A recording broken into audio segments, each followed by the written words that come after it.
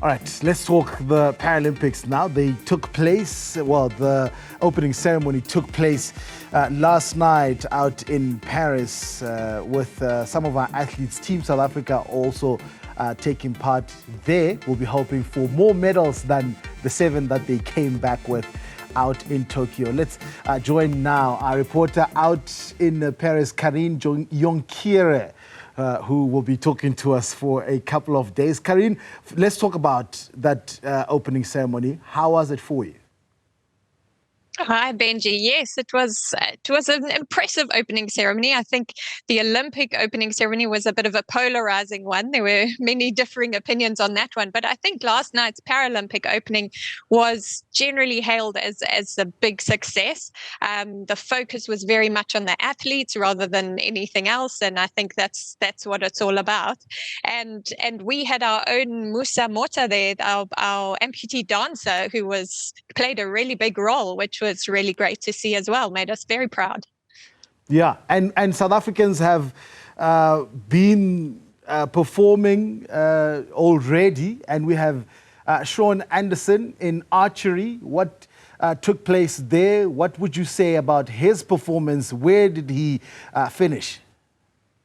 Yes, so Shaun Anderson competed in the rankings round for the W1 archery this morning, which just kind of places the athletes in their ranking order to determine who plays who in the next round.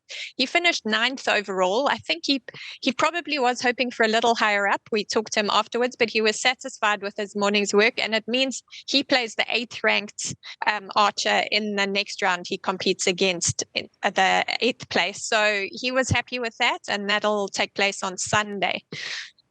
And there's also Nathan Hendricks that who came 4th in the 100 meters butterfly. Would you say, I mean, South Africa has always performed a lot better in the aquatics, Karien, than the other sporting codes at either the Olympics or Paralympics. Are we still in with a chance to get something in the pool? Well, Nathan will have the first chance to get a medal for Team South Africa tonight because his final is tonight.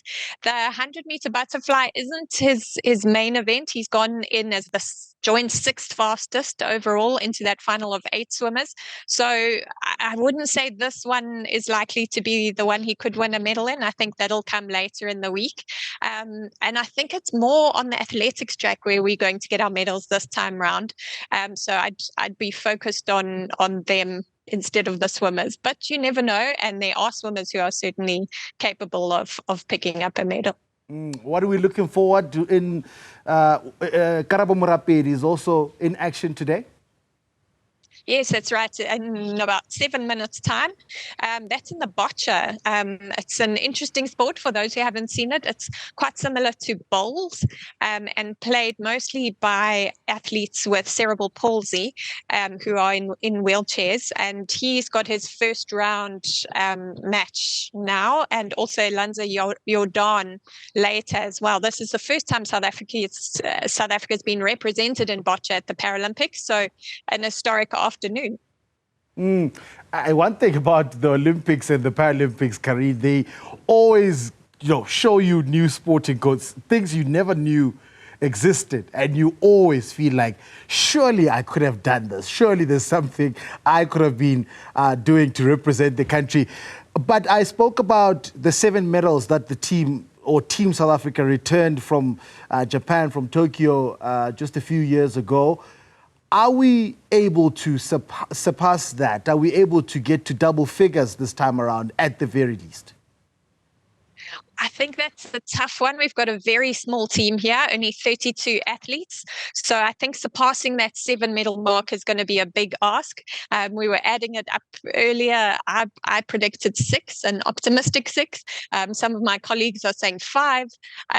So let's hope. You never know. Sometimes people produce an amazing performance on the day and it gets them there. But yeah, we'll have to see how that goes, how our predictions go. And you mentioned perhaps maybe track and field might be where we're looking at to say this is where we could pick up something. Anyone specifically that you're looking at?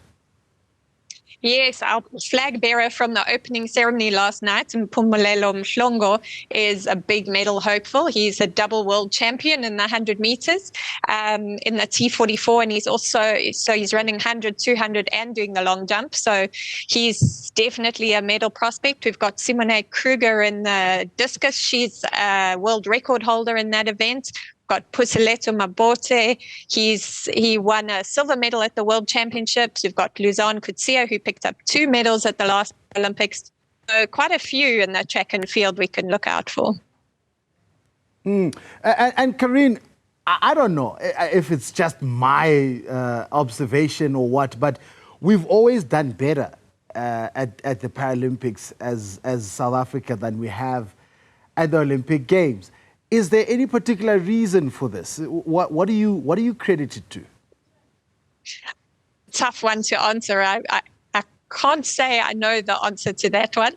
A tricky one. I know the team management, SASCOC, have said the Olympic team doubled their tally from Tokyo, where we got 3 and we got 6 this time around. So they've said the same for the Paralympic team, got 7 in Tokyo, 14 this time around. But I think that is a little optimistic. It's a tough one to predict. Okay, Karien, we'll be chatting to you every single day of the Paralympic Games for the next couple of weeks to try and catch up with Team South Africa, what's happening there, and any other breaking news stories that you might be able to bring us here at home in South Africa.